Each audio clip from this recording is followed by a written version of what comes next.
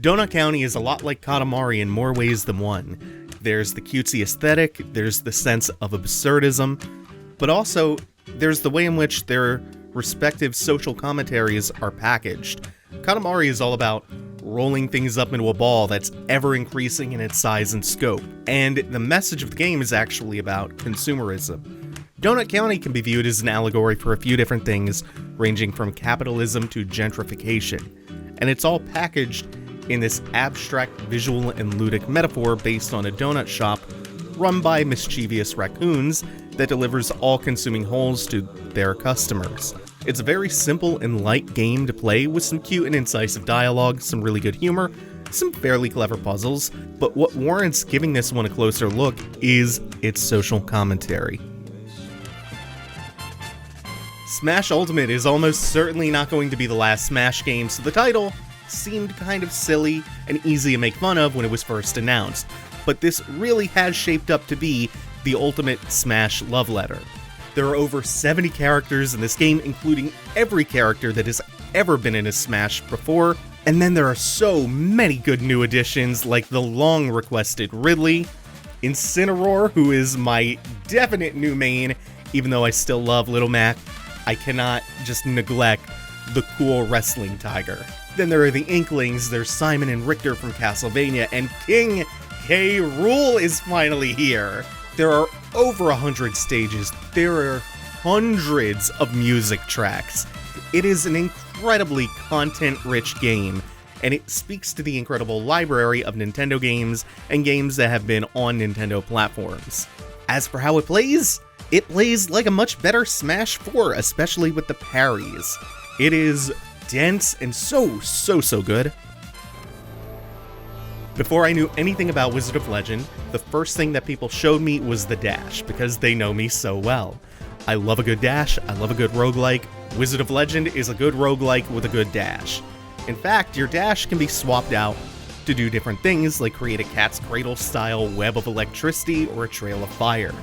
Then, you get some other forms of spells that you can freely mix and match together, including short-range basic attacks that are spammable and signature abilities that do unique things and are available on a short cooldown. One of my favorites was the Flame Lariat, which was just a wide point-blank AoE spin with a big blade of fire, with another ability that fired homing ice mines that froze targets. That Ice Mine ability ended up being one of my most used spells, simply because I could pop it before a fight and the mines would home in on anything that spawned automatically. And then of course you get your assortment of relics that offer passive benefits to make you increasingly more powerful during a run, and there are 4 bosses total, 1 at the end of each stage, with the first 3 being elemental themed. So the first 3 bosses are always the same characters, or from the same pool of characters. They are some rad legendary elementalists who make element-based puns, but depending on the random order you fight them in, they will have slightly different abilities and levels of aggression. And that final boss is exquisite. Wizard of Legend is not a very dense roguelike, it's not very content-filled, but it just feels so satisfying to play. Tetris Effect is a $40 Tetris game, and it is worth every last penny. It does support PlayStation VR, and that does go a long way towards making it a transformative must-play Tetris experience that justifies that cost, just so you can be virtually transported all around the globe through space and through the ocean, watching these dazzling displays unfurl in your periphery while you try to clear rows of blocks, and if you're good, which I'm not, maximize your score with Tetrises, including ones achieved in the effect mode, which doesn't immediately dissolve the blocks in a row once you clear it. Even without the VR though, Tetris is already a classic and kind of a perfect game. This is adding an enthralling and frankly meditative experience on top of that. Plus, there are moments in here that feel just genuinely special, like the levels where you orchestrate the music with your moves. So every piece that you rotate, everything you fastfall, every line cleared or every piece placed plays a new note, so you're conducting a track while solving puzzles, and it's sublime. Tetris Effect is, again, a $40 Tetris game that is well worth the money. I always say the quickest way to my heart is through my eyes, and Octopath is a game of eye candy. This is a powerful blend of 3D and pixel art, and it's more than just a pretty face. It has a great core gameplay loop to back its visuals up. There are 8 characters, each with 4 chapters of their own stories. There's no intersection between character stories, save for them sharing a fixed world and them being able to help each other out in a party. But that also makes for grounded personal stakes, which is so refreshing for a JRPG. On top of having a unique storyline, each character has a unique job that gives them access to different damage types, split between magic or physical damage, as well as unique path actions to use in the overworld. Enemies tend to have multiple types of weaknesses, as well as shields that eventually break when their weakness is used against them enough times, allowing you to stun them and do critical damage. And because it's developed by the Bravely Default team, there's another system of resources and strategy layered on top of all of that.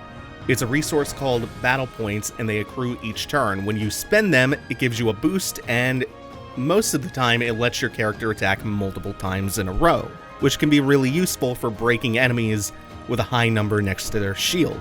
And plus, when you spend it, it feels so good to power up. Plus, the weakness system makes it such that party composition is flexible, but all characters have unique strengths, so you're always going to find yourself going, oh, if I had this character right now, that'd rock because they would be really useful in this particular situation, but then you would miss out on someone else's strength. Like you might wind up missing out on Tharion's unique ability to pick locks, even if you wind up finding a shrine that grants you his thief job class. That is still a skill, the lockpicking that is, that's unique to Tharion. Same way as Tressa will generate passive income for you by just finding gold whenever you transition to a new screen. And the other thing that makes this boosting system and the weakness system so compelling is that you have to lay out a trial and error methodology to test the waters for every single damage type on new enemies, so that you'll know how to most efficiently break them. And I love the characters a lot, it's just very nice. This game is going to be compared to FF6 a lot, but you know what the biggest similarity is? In Final Fantasy VI, Sakaguchi wanted each character to feel equally like the main protagonist. Octopath actually accomplishes that. Dead Cells is all about the feeling of being in the moment, so much so that it's really hard to put to words what makes it so great. That almost made me want to do a cop-out and just do a joke about plagiarizing videos instead. But let me see if I can narrow down what makes Dead Cells engrossing. For me, it comes down to the degree of detail and fluidity in the pixel art, and how that same fluidity translates into how it plays. For me, it's a game about becoming a snowball rolling down a hill, building more and more momentum, and becoming increasingly unstoppable. A lot of roguelikes end up with you snowballing by chancing upon powerful combinations of weapons and passive buffs. In Dead Cells, it feels like things are a lot more within your control. There's still a degree of randomness in the drops, but it's very rare that that level of deviation will make or break your run, as opposed to individual player skill right from the outset. You don't really need to have a good run in terms of what you pick up to succeed. You just have to go with your own momentum. You have to generate it yourself in a sense. So success in Dead Cells and finding a good run is not a matter of if, but when. So long as you stay alive, you will get what you need just by virtue of all the health upgrades scattered around that are fairly reliable. And then sooner or later, even if you don't find a great weapon, you'll find one that's suitable. And then as long as you're making judicious use of all of your assets, you will be golden. Your tools outside of what you can pick up include an excellent dodge roll and a ground pound that'll stun enemies beneath you. Sometimes they'll just wind up squishing weaker enemies outright. On top of that, you can pick up shields to parry, bows, melee weapons, and tools like bear traps or gadgets that fire arrows or freezing bombs. All things on a short enough cooldown that you can really get bold and creative. It's a faster paced roguelike, and all of these tools feel really good to use individually and even better to snowball with. Spider-Man has some really good thwipping, and a diverse, refreshing cast of villains from Spider-Man's Rogue Gallery. It's got some excellent thwips, too. Plus, the combat's free-flowing, it's Arkham-esque, and it's full of good lucha things. Plus, the thwips are sublime. I think the writing is really engaging, too, and it just has the best thwips. I could just swing around in that game aimlessly because it feels so good to do. I don't need an aim or a purpose, just that web swinging. Spider-Man 2 was a game that had web swinging that was lauded. It was an otherwise unremarkable game that was remembered just because of how good the traversal was. And Insomniac's take on the friendly neighborhood spider does that better and is a fully fleshed out, well-rounded game on top of that. But the thwips, though, they're real good. Let me set the scene for you. Madeline's in mid-panic attack when Theo, the companion she met scaling Celeste Mountain, tells her to visualize a feather and keep it in place. You play a minigame to do that. It's a strong ludic metaphor for a breathing exercise that might help you out if you ever experience a panic attack. It helps her through the worst of it. That doesn't always help, and it's not always going to help anyone else who's suffering from a panic attack, and the game acknowledges that. But Theo did arm Madeline with a way to fight back against those panic attacks.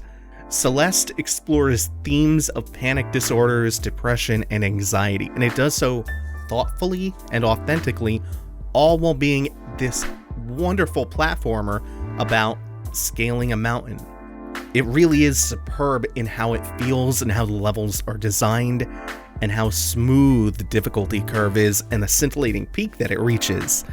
It has air dashes too, and so many cool mechanics that reveal themselves while you play and watch Madeline's introspective journey through low self-esteem and anxiety unfold. Yakuza has always been a pretty weird series I'm only unfortunately just recently getting into. In 6, I spent several hours just searching a sleepy rustic town for information on the father of my daughter's child, while taking care of said baby. It was contemplative, it was slow rolling, and it was very restrained. But while I was there, I assembled an army to fight back against a street gang led by prominent New Japan wrestlers, and I also did a side quest involving a religious cult from Yakuza 0, and another where someone fell down the stairs with her partner and claimed it made the two of them switch souls. Then I went back to the busy streets of Kamurocho and resumed a self-serious crime drama that saw the Korean mafia, multiple factions of Yakuza, and triads crossing paths. When I wasn't knee-deep in crime drama, I was beating thugs to a bloody pulp, doing more bizarre side quests, or playing darts or bowling, or hitting the batting cages, reading manga, or playing Virtua Fighter in an arcade. It is the height of Yakuza's ability to blend all sorts of weird, contrasting tones with the utmost sincerity and commitment to each one. And this being the end of Kiryu's journey makes it all feel so powerful and thoroughly earned. Yakuza 6 is a fitting send-off. If Capcom is only ever going to throw Mega Man fans a bone, it makes sense that it should be in sequels to the series that started it all. Mega Man 9 and 10 were fantastic returns to tradition, but 11 successfully tries to take a few steps in a new direction. The new art style is resting, and the biggest change is the addition of the double gear system, allowing you to power up your buster temporarily, or activate slow motion, which some challenges seem to be designed around. The power-ups are tied to a short gauge that slowly fills back up when fully depleted. The things that you expect, the memorable music, the incredible crisp level design that easily rivals the very best of Mega Man as a series, and the super fun and creative bosses are all here, they're all terrific. The old style was fine, and 9 and 10 proved that they work just as well now as they ever did, but 11 takes some risks and some steps forward in a few key places, and not only do those risks pay off, the game feels better for them.